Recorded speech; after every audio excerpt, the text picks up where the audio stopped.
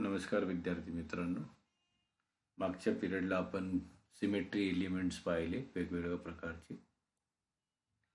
त्याच्यामध्ये आपल्याला plane of symmetry, centre of symmetry आणि अल्टरनेटिंग ॲक्सिस ऑफ सिमेट्री पाहिलं.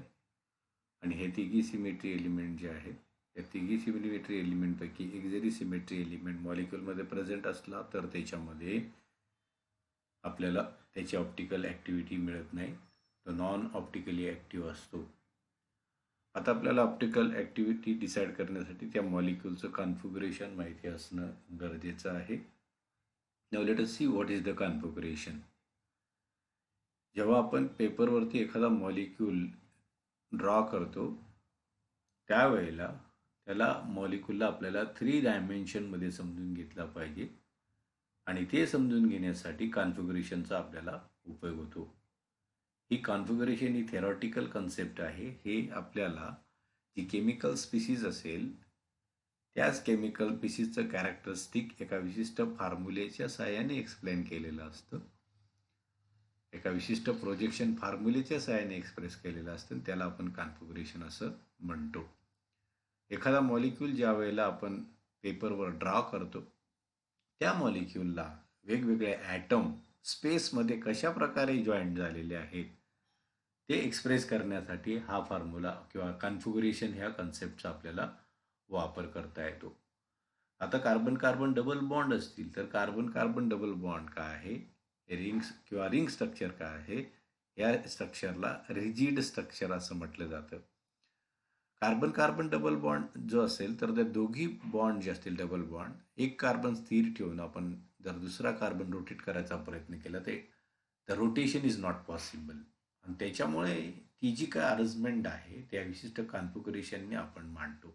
त्यामुळे आपल्याला कॉन्फिगरेशनची डेफिनेशन ही थोडक्यात असं करता येईल. मग let us see the definition of configuration, because configuration explains in which fashion the atoms or groups are attached to the central carbon atom in a space. त्यावरून आपल्याला डेफिनेशन असं म्हणता येईल, the arrangement of atoms or group in a space that characterizes a stereoisomer is its configuration. Configuration मग काय आपल्याला सांगतं, मग ॲटम्स किंवा ग्रुप स्पेसमध्ये जे जॉईंट झालेले असतात ते कशा प्रकारे जॉईंट झालेले आहेत एखाद्या स्टिरिओ आयसोमरमध्ये त्याची जी माहिती आपल्याला मिळते ते सांगणारी यंत्रणा त्याला आपण म्हणू कॉन्फिगरेशन. कॉन्फिगरेशनच्या साहाय्याने एखाद्या मॉलिक्यूलचं किंवा आयसोमरचं स्टिरिओ आयसोमरचं आपण कॅरेक्टरिस्टिक माहिती करून घेऊ शकतो.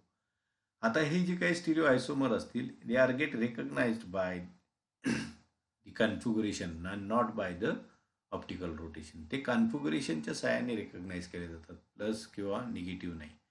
आता इथे एक्झाम्पल दिलेलं आहे. फॉर एक्झाम्पल लॅक्टिक ॲसिड आणि त्याचा इस्टर जो आहे, this is a lactic acid and it is a methyl ester of the lactic acid. हा लॅक्टिक ॲसिडचा COOHला OCH3 ग्रुप जर जोडला तर त्याचा इस्टर तयार होतो. आपल्याला माहिती आहे इस्टरचा जनरल फॉर्म्युला काय आहे, RC double bond OOR dash, आणि ॲसिडचा आपल्याला माहिती आहे RCOOH, म्हणजे हा R ग्रुप आहे, हा COOH आहे. याच्यामध्ये R ग्रुप आहे, हा C डबल बॉन्ड OOCH3 म्हणजे इस्टर आहे. या दोघांचं काय कॉन्फिगरेशन इज व्हेरी सेम. दोघांचं कॉन्फिगरेशन काय आहे, सारखंच आहे. पण एक कसं आहे डेक्स्ट्रो रोटेटरी आहे तर एक लिव्हो रोटेटरी आहे. म्हणजे कॉन्फिगरेशनवरून आपल्याला मॉलिक्यूलची आयसोमरिझम कळते. आयसोमर्स किंवा कॉन्फिगरेशन आयसोमर्स विषयी आपल्याला माहिती देतं. पण हे जे पॉझिटिव्ह निगेटिव्ह रोटेशन आहे त्याच्यावरून नाही. म्हणजेच काय आहे, ज्या मॉलिक्यूलचे वेदर द मॉलिक्यूल हा डेक्स्ट्रो रोटेटरी असेल किंवा लिव्हो रोटेटरी असेल, it is not get recognise. त्याच्यावरून आपण त्याची माहिती घेत नाही, ते कशावरून घेतो किंवा त्याला आयडेंटिफाय करतो कॉन्फिगरेशनवरून. हे झालं कॉन्फिगरेशनचं. दुसरं असतं ॲब्सोल्यूट कॉन्फिगरेशन, हे आपण पुढे बघणार आहोत. त्याच्यामध्येच R&S सिस्टम फॉर नॉमेनक्लेचर. आता ॲब्सोल्यूट कॉन्फिगरेशन एखाद्या मॉलिक्यूलचं काय असतं, जसं आयसोमर आपल्याला कॉन्फिगरेशन आपल्याला अरेंजमेंट देतं मॉलिक्यूलचे स्पेसमध्ये 3 डायमेन्शनल स्ट्रक्चरमध्ये, तसं हे ॲब्सोल्यूट कॉन्फिगरेशन काय देतं, हेही आपल्याला arrangement of atom in a space देतं, but it gives us a exact arrangement of atoms around the carbon atom किंवा अराउंड द सेंट्रल ॲटम किंवा around the chiral centre. Chiral सेंटरला जे वेगवेगळे ग्रुप अटॅच असतील त्यांची स्पेसमध्ये एक्झॅक्ट अरेंजमेंट ऑफ ॲटम काय आहे त्याला आपण म्हणतो ॲब्सोल्यूट कॉन्फिगरेशन. त्याची डेफिनेशन आहे मग absolute configuration is defined as the exact arrangement of four atoms in a space attached to the chiral center, or description which gives arrangement of four groups in a space attached to chiral center is known as absolute configuration. म्हणजे कार्बनला वेगवेगळे group कशा प्रकारे arrange झालेले आहेत, joint झालेले आहेत ते describe करणारं म्हणजेच ते आहे कॉन्फिगरेशन. आणि ही कॉन्फिगरेशन जी आहे आपण आर अँड एस नॉमेनक्लेचरच्या सहाय्याने मॉलिक्यूलमध्ये हे डिसाईड करू शकतो. So what is R and S nomenclature किंवा R and S nomenclature system. ही जी काही R and S nomenclature system आहे ही कशासाठी वापरली जाते? चायरल सेंटरला मॉलिक्यूल एक्झॅक्टली कशा प्रकारे अरेंज झालेले आहेत ते स्पेसिफाय करणारी यंत्रणा, ते स्पेसिफाय करणारं साधन, that is a configuration. Configuration हे आपल्याला मग एक्झॅक्ट काय आहे, कशी अरेंजमेंट आहे स्टिरिओ आयसोमरमध्ये त्याची आपल्याला माहिती मिळते. आणि हे कॅन इनगोल्ड प्रिलॉग सायंटिस्टने आपल्याला ते मांडलेलं आहे. आता ही जी काही कन्सेप्ट आहे त्याच्यासाठी काही नियम आहेत. मग एखाद्या मॉलिक्यूलमध्ये आर आणि एस कॉन्फिगरेशन जर डिसाईड करायचं असेल तर हे काही नियम्स आहेत. These are the rules by which we are able to decide whether the molecule is of R configuration or S configuration. आता हे R आणि S configuration काय आहे? R means rectus आणि S means sinister. हे आपल्याला माहिती आहे. या आर म्हणजे राईट हँड साईड रोटेशन करणारे आणि एस म्हणजे लेफ्ट हँड साईडला रोटेट करणारे मॉलिक्यूल असतात. आर मीन्स रेक्टस म्हणजे on the right hand side, S means sinister on the left hand side. हे लॅटिन वर्ड्स आहेत, त्याचं आपण त्याच्या साह्याने ह्या कन्सेप्ट क्लिअर केलेल्या असतात. आता याच्यामध्ये जे रूल्स आहेत मग आर आणि एस नॉमेनक्लेचर सिस्टम डिसाईड करताना मॉलिक्यूलची अरेंजमेंट कशी असायला पाहिजे, कसं त्याचे मॉलिक्यूल्स काउंट करायचे, त्याच्यासाठी जे रूल दिलेले आहेत हे रूल आपण बघू वन बाय वन. पहिला रूल आहे each group in a chiral atom is assigned a priority in a sequence 1, 2, 3 आणि 4. म्हणजे एखादा मॉलिक्यूल आपण जर एखाद्या विशिष्ट फॉर्म्युल्यामध्ये लिहिलेला असेल, त्या मॉलिक्यूलला सेंट्रल ॲटमला 4 वेगवेगळे ग्रुप अटॅच असतील, ते ग्रुप जे असतील डायरेक्टली जॉईंट झालेले त्यांना आपण काय करणार? प्रायोरिटी देणार. म्हणजे प्रत्येक ग्रुपला प्रायोरिटी, प्रथम priority, second priority, third priority आणि फोर्थ प्रायोरिटी. म्हणजे कार्बनला अटॅच असलेले जे ग्रुप आहेत त्यांना काय करतो? आधी आपण प्रायोरिटी देतो, म्हणजे नंबरिंग करतो 1, 2, 3, 4. पण ही जे नंबरिंग आहे हे कशा प्रकारे केलं जातं की ज्या ॲटमचा ॲटॉमिक नंबर जास्त असेल, सेंट्रल कार्बनला डायरेक्ट अटॅच झालेल्या ज्या ॲटमचा ॲटॉमिक नंबर जास्त असेल, मोठा असेल, अशा ॲटमला आपण पहिली प्रायोरिटी देतो. मग त्याच्यानंतर कमी ॲटॉमिक नंबर असलेला आणि मग अशा प्रकारे आपण डिक्रीजिंग ऑर्डरमध्ये देत जातो. म्हणजे atom with higher atomic number receives higher priority. इथं काय ॲटम दिलेले आहेत बघा त्यांचे ॲटॉमिक. आयोडीनचा ॲटॉमिक नंबर 53 आहे, त्यामुळे त्याला पहिली प्रायोरिटी. ब्रोमिनचा 35 आहे, हे एक्झाम्पल आहे, त्यामुळे त्याला दुसरी प्रायोरिटी. क्लोरीनचा ॲटॉमिक नंबर 17 आहे म्हणून त्याला तिसरी. सल्फरचा 16, ऑक्सिजनचा 8. म्हणजे जशी जशी ॲटॉमिक नंबर कमी होत जाईल तशी तशी त्यांची प्रायोरिटी कमी कमी होत जाईल. म्हणजे ज्याचा ॲटॉमिक नंबर जास्त, that atom acquires or gets first priority. आणि तो डायरेक्ट अटॅच झालेला, दुसरे ॲटम नाही, पहिला कुठला ॲटम जॉईंट आहे आपण ते कन्सिडर करतो आणि त्याच्यानंतर मग पुढचे ॲटम आपण कन्सिडर करतो. Thus one should assign the priority to. आता असा हा इथाईल ग्रुप आहे. हा ethyl than methyl. There should thus one should assign higher priority to CH2, CH3 आणि CH3. आता समजा पहिला आता कार्बन असेल त्याला कुठला ग्रुप आहे, सेंट्रल कार्बन असेल त्याला CH2, CH3 ग्रुप एक जॉईंट आहे आणि दुसरा मिथाईल ग्रुप जॉईंट आहे. तर दोघी काय आहेत, कार्बनच जॉईंट आहेत. याच्यामध्ये कार्बनचा ॲटॉमिक नंबर सारखाच आहे, परंतु पुढचा ग्रुप याला CH3 आहे, इथं दुसरा ग्रुप जॉईंट नाही, म्हणून पहिली प्रायोरिटी कोणाला गेली, CH2, CH3 ग्रुपला. Carbon in methyl is attach to 3 hydrogens. इथं फक्त 3 हायड्रोजन आहेत, पण इथं कसं आहे, आपल्याला पहिला कार्बन आहे मग त्याला पुन्हा 3 हायड्रोजन आणि याला पुन्हा 2 हायड्रोजन, म्हणजे पहिली प्रायोरिटी आपण त्याला देतो. म्हणजे ॲटॉमिक नंबर ज्याचा जास्त असेल त्याला डायरेक्टली प्रायोरिटी आधी, आणि जर दोघांचा ॲटॉमिक नंबर सारखा असेल तर त्याला पुढचे ग्रुप कोणते जॉईंट आहेत त्यानुसार मग त्याची प्रायोरिटी आपण ठरवतो. तिसरा रूल काय, the atomic numbers are same, the atomic weights are considered, thus between hydrogen and deuterium has priority. जर ॲटॉमिक नंबर सारखाच असेल तर मग आपण काय त्याचं ॲटॉमिक वेट किंवा ॲटॉमिक मास आपण कन्सिडर करतो. For example hydrogen and deuterium जर जॉईंट असतील कार्बनला, सेंट्रल कार्बनला, तर दोघांमध्ये कंपॅरिझन जर करायचे असेल तर ड्यूटेरियमचं हे मास नंबर जास्त असतो, म्हणून ड्यूटेरियमला हायड्रोजनपेक्षा काय आपण आधी प्रायोरिटी देणार. आता पण वन बाय वन जसं एक्झाम्पल आपण पाहू त्याच्यामध्ये आपल्याला अजून क्लिअर होईल. It will get clear during the when we solve the examples. Okay, let us see the last rule. If the groups attached to the chiral center possess double bond, triple bond, they are considered to be duplicated or double bond, triplicated for triple bond. जर directly ग्रुपमध्ये double bond असलेले किंवा triple bond असलेले group joint असतील तर त्याच्यामध्ये जेवढे bond असतील तेवढे आपण त्या ॲटम कन्सिडर करतो. फॉर असे एक्झाम्पल, इथं जर C double bond O group joint झालेला असेल तर हा कार्बन जॉईंट झालेला आहे, तर मग या कार्बनला आपण अशा प्रकारे हा एक ऑक्सिजन आणि हा एक कार्बन एवढे ॲटम त्याला कन्सिडर करणार.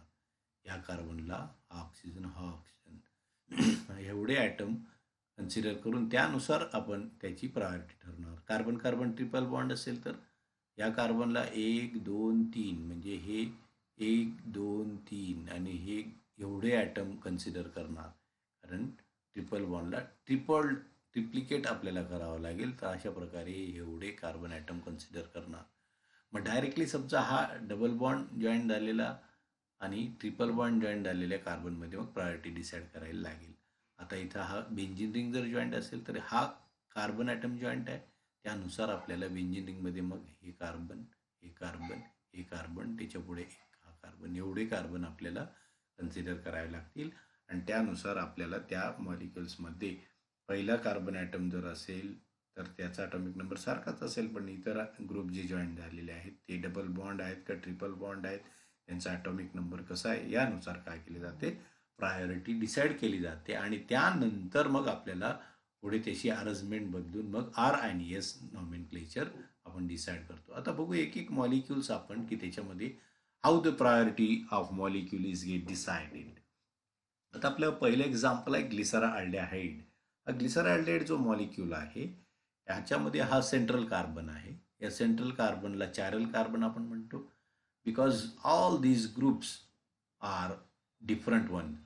या कार्बनला हे चारही ग्रुप कसे आहेत, the groups attached to this carbon are different. चारही वेगवेगळे आहेत. CH2OH, हा OH, CHO आणि हा H. चारही ग्रुप वेगवेगळे जॉईंट आहेत, म्हणून याला म्हणू आपण central carbon is the chiral carbon. आता आपल्याला काय करायचं आहे, let us decide the priority. मग हे जे काही चारही ग्रुप जॉईंट झालेले असतील यांची आपल्याला प्रायोरिटी डिसाईड करायची आहे. तर प्रायोरिटी कशी डिसाईड केली जाईल, मग याच्यावर या सेंट्रल कार्बनला डायरेक्ट अटॅच असलेला ग्रुप जो असेल ज्याचा ॲटॉमिक नंबर सगळ्यात जास्त असेल असा ॲटमला पहिली प्रायोरिटी आपण देणार. मग या कार्बनला कोण कोण डायरेक्टली अटॅच ॲटम आहेत, हा O जॉईंट आहे, इकडे हा कार्बन जॉईंट आहे, इकडे देखील काय कार्बन जॉईंट आहे आणि इकडे हा हायड्रोजन जॉईंट आहे. म्हणजे कार्बन, ऑक्सिजन, कार्बन आणि hydrogen these are the directly attach atoms. चारींमध्ये कोणाचा ॲटॉमिक नंबर जास्त आहे? कार्बन, ऑक्सिजन आणि हायड्रोजनमध्ये. तर ऑक्सिजनचा ॲटॉमिक नंबर जास्त आहे. आपल्याला माहिती आहे 8 त्याचा नंबर असतो. कार्बनचा किती असतो? 4 सॉरी 6 असतो. त्यामुळे काय होईल की OH ग्रुपला काय मिळाली? पहिली priority. OH group got the first priority, atomic number higher असल्यामुळे. त्यानंतर आता दुसरा प्रायोरिटी ग्रुप आपण ठरवणार. दुसऱ्यामध्ये कोण आहे? कार्बनचा ॲटॉमिक नंबर जास्त आहे, पण हाही कार्बनच जॉईंट आहे आणि इकडे हाही कार्बनच जॉईंट आहे. याच्यामध्ये जर प्रायोरिटी डिसाईड करायची असेल तर आपल्याला त्याचे नेक्स्ट ॲटम कन्सिडर करावे लागतील. आणि नेक्स्ट ॲटम कन्सिडर केलं तर आपण हा ग्रुप बघूया आधी. याला काय जॉईंट आहे? 1 हायड्रोजन, 2 हायड्रोजन आणि तिसरा OH ग्रुप. आता इकडे जर आपण कन्सिडर केलं तर काय होईल? C डबल बॉन्ड OH म्हणजे हा अल्डिहाइड ग्रुप आहे. C डबल बॉन्ड O ला आपण कसं कन्सिडर करतोय बघा. C डबल बॉन्ड O ला हा कार्बन, हा ऑक्सिजन आणि हा कार्बन. आणि या सगळ्यांचं आपण डायरेक्टली ऑक्सिजनचा ॲटॉमिक नंबर जास्त आहे, इथं पण जास्त आहे. या सगळ्यांची ॲटॉमिक नंबरची सम केली तर आपल्याला ह्या ग्रुपचा ॲटॉमिक नंबर काय मिळतो? जास्त मिळतो. कोणापेक्षा? कार्बन कार्बन डबल बॉन्डपेक्षा. आता इथं sorry carbon carbon double bond नाही, इथं तर सिंगलच बॉन्ड आहे. इथं काय? हायड्रोजन जॉईंट आहे, हायड्रोजन जॉईंट आहे, ऑक्सिजन जॉईंट आहे आणि H जॉईंट आहे. या सगळ्यांची जर सम केली तर ॲटॉमिक नंबरची सम तर ही लहान येते आणि इथं मात्र इथं काय येते? C डबल बॉन्ड OHची ॲटॉमिक नंबरची सम जास्त येते. म्हणून सेकंड प्रायोरिटी दोघांमध्ये कोणामध्ये मिळाली? CHO ग्रुपला. त्यामुळे आपण दिलं सेकंड प्रायोरिटी CHO ग्रुपला. आणि मग ऑब्व्हियसली काय येईल? हायड्रोजनपेक्षा तर कार्बनचा ॲटॉमिक नंबर जास्त आहे म्हणून थर्ड प्रायोरिटी CH2OHला आणि लास्ट प्रायोरिटी दिली मग हायड्रोजन ॲटमला. म्हणजेच चायरल सेंटरला जे ॲटम जॉईंट असतील त्यांच्या ॲटॉमिक नंबरनुसार आपण प्रायोरिटी काय करतो?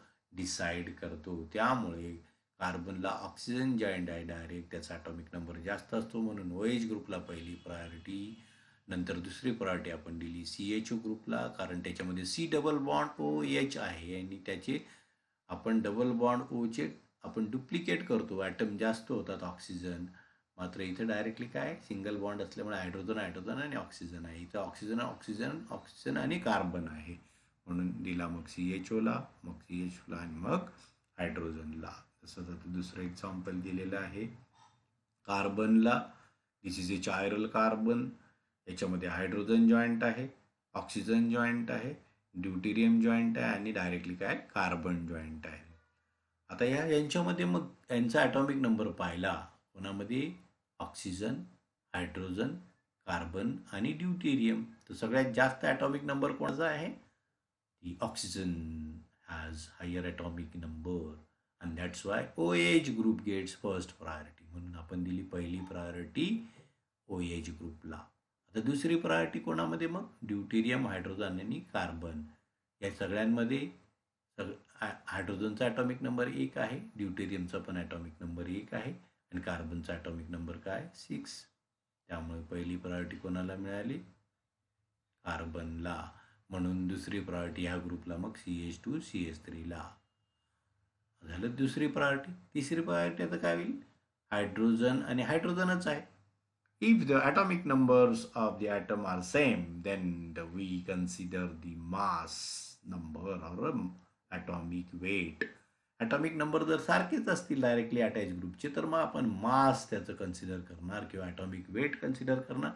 हायड्रोजन आणि ड्यूटेरियममध्ये काय आहे? हायड्रोजनचा याचा बी ॲटॉमिक नंबर 1 आहे, याचाही ॲटॉमिक नंबर 1 असल्यामुळे दोघांमध्ये प्रायोरिटी कोणाला मिळेल मग? ज्याचा मास नंबर जास्त असेल तर याच्यामध्ये मग मास नंबर ड्यूटेरियमचा जास्त असतो, ॲटॉमिक मास त्याचे जास्त असतं म्हणून प्रायोरिटी मिळाली ड्यूटेरियमला आणि शेवटी मिळाली हायड्रोजनला. So in this way, if the atoms attached to the central chiral carbon are having a same atomic number, then the mass number is considered. म्हणजेच आपण त्याच्यानंतर काय कन्सिडर करतो? मास नंबर कन्सिडर करतो. आता हे तिसरं एक्झाम्पल आपल्याला दिलेलं आहे ते पण आपण समजून घेऊ.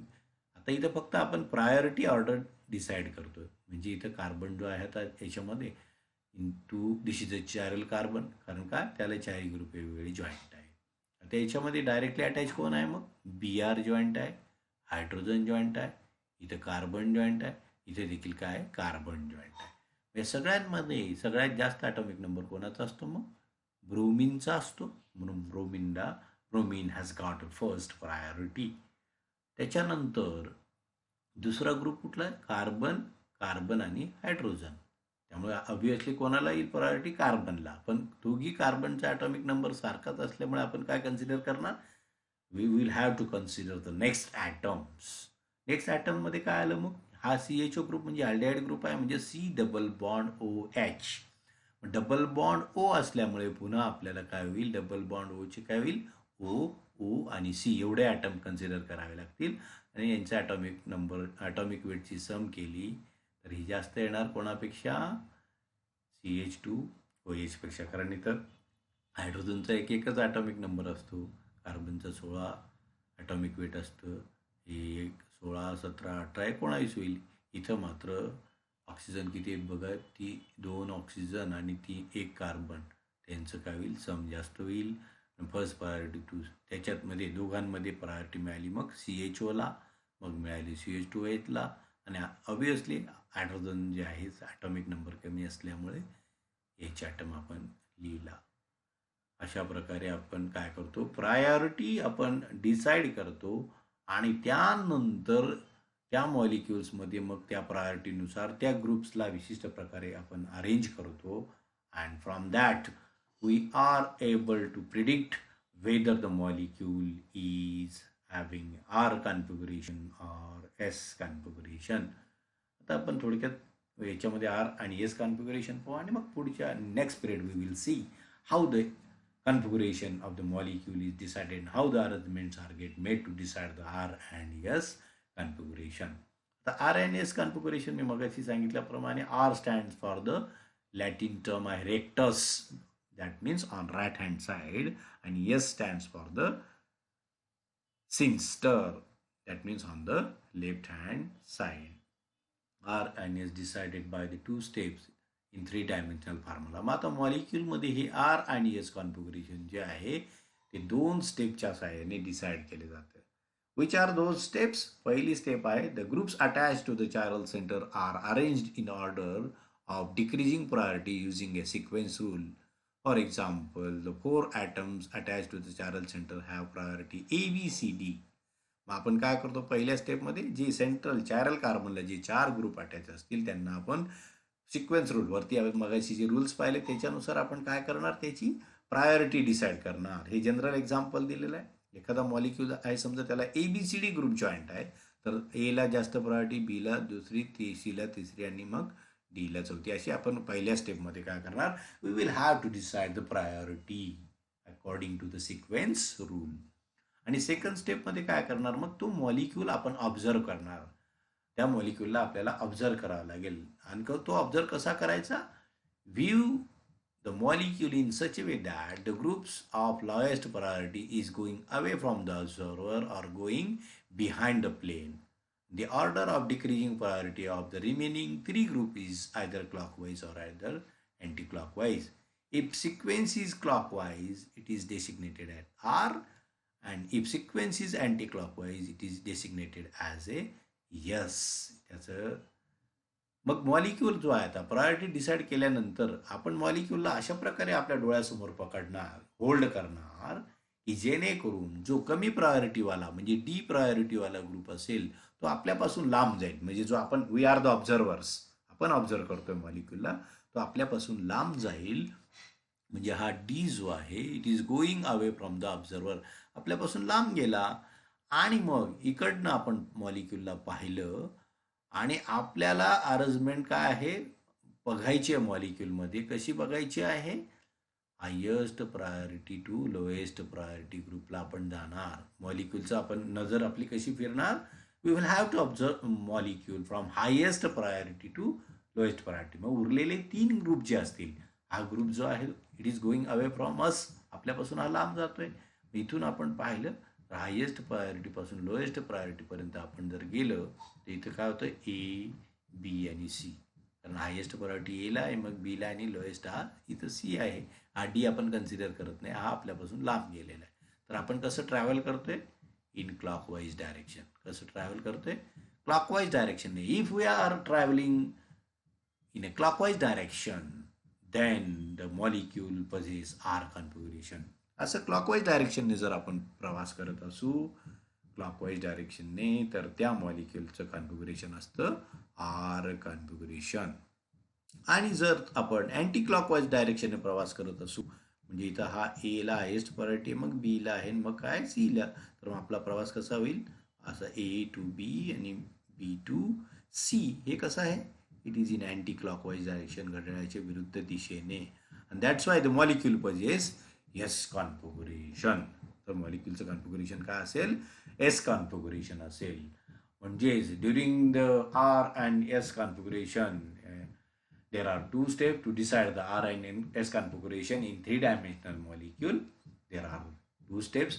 In first step, we have to decide the order of the molecule attached to the central atom, and the priority order depends on the atomic number.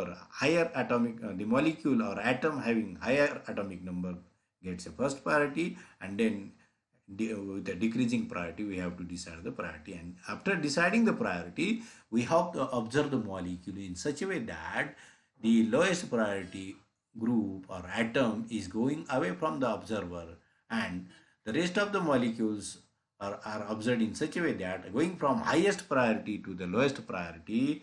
If we travel in clockwise direction, then the molecule possesses R configuration, and if we travels in an anti-clockwise direction or in left-hand side direction, then the molecule possesses S configuration. अशा प्रकारे मॉलिक्यूलमध्ये R आणि S configuration काय केलं जातं?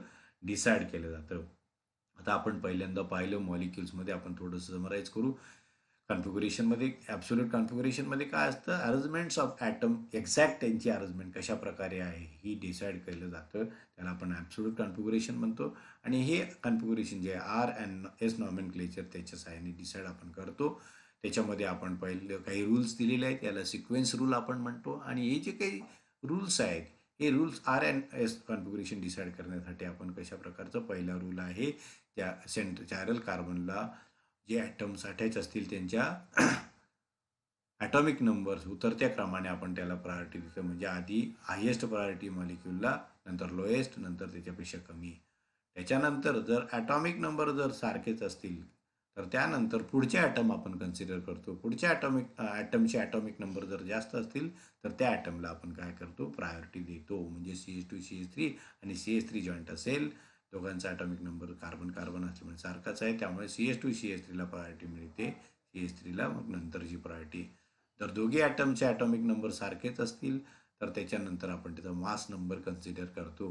Hydrogen आणि ड्यूटेरियममध्ये जर दोघी joint असतील तर हायड्रोजनचा मास नंबर कमी आहे, ड्यूटेरियमचा जास्त आहे, त्यामुळे ड्यूटेरियमला आपण प्रायोरिटी देतो. आणि मॉलिक्यूलमध्ये जर डबल बॉन्ड किंवा ट्रिपल बॉन्ड प्रेझेंट असतील तर त्या मॉलिक्युल्सला आपण डुप्लिकेटेड फॉर्ममध्ये कन्सिडर करतो. ट्रिपल बॉन्ड असेल तर डुप्लिकेटेड फॉर्ममध्ये, अशा प्रकारे आपण कन्सिडर करतो. आणि त्यानंतर मग प्रायोरिटी डिसाईड झाल्यानंतर मग आपण डेसिग्नेशन आर आणि एस कॉन्फिगरेशन डिसाईड करतो. आर आणि एस कॉन्फिगरेशन म्हणजेच काय? R stands for the rectus आणि S stands for the sinister. म्हणजे आर हे राईट हँड साईडला रोटेशन करणारं असं आपण म्हणूया थोडक्यात, आणि एस हे लेफ्ट हँड साईडला. आणि हे आर आणि एस कॉन्फिगरेशन डिसाईड करण्यासाठी 3 डायमेन्शनल स्ट्रक्चरमध्ये मग 2 स्टेपने डिसाईड केलं जातं. पहिल्या स्टेपमध्ये काय करतो? चायरल कार्बनला जे ग्रुप अटॅच असतील त्यांची प्रायोरिटी ऑर्डर आपण ॲटॉमिक नंबरनुसार डिसाईड करतो. आणि दुसऱ्या स्टेपमध्ये मग मॉलिक्यूलला ऑब्झर्वर, म्हणजे आपल्यासमोर आपण अशा पद्धतीने पकडतो की लोएस्ट प्रायोरिटी असलेला ग्रुप जो असतो तो आपल्यापासून लांब जाईल, आणि त्यानंतर इतर आपण 3 ग्रुप ऑब्झर्व करतो. आणि हे 3 ग्रुप ऑब्झर्व करताना going from highest priority to lowest priority, म्हणजे हायेस्ट प्रायोरिटीपासून लोएस्ट प्रायोरिटीकडे जाताना सिक्वेन्समध्ये आपण जर राईट हँड साईडने प्रवास करत असू, ट्रॅव्हल करत असू, तर त्या कंपाऊंडचं कॉन्फिगरेशन काय असतं? R configuration. Say A B आणि सी राईट हँड साईडला असल्यामुळे आर कॉन्फिगरेशन. आणि जर आपण हायेस्ट प्रायोरिटी टू लोएस्ट प्रायोरिटीने लेफ्ट हँड साईडने ट्रॅव्हल करत असू, अँटी क्लॉकवाईज साईडने ट्रॅव्हल करत असू, तर त्या मॉलिक्यूलचं कॉन्फिगरेशन असतं एस कॉन्फिगरेशन. अशा पद्धतीने आपण एखाद्या मॉलिक्यूलचं RNAs कॉन्फिगरेशन डिसाईड करतो. So this is about configuration and RNAs configuration, how the RNAs configuration is decided. In next period, we will see actual examples for the RNAs configurations. Till then, enjoy the lecture. Thank you. Thank you very much.